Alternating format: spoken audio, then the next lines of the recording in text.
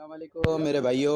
अच्छा भाई ये देखें अभी एक मार्कर आया है, ये 200-250 रुपये मार्केट में इसकी कीमत है और जाली नोट पकड़ने के लिए सबसे अच्छा है ये।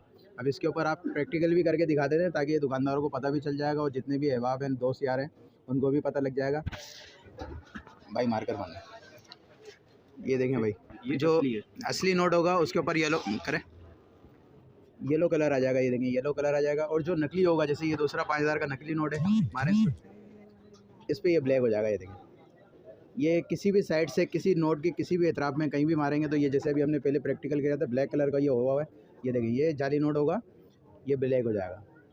तो ये मार्कर मार्केट में अवेलेबल हो गया है, हर स्टेशनरी की दुकान पे तकरीबन मिल रहा है ये।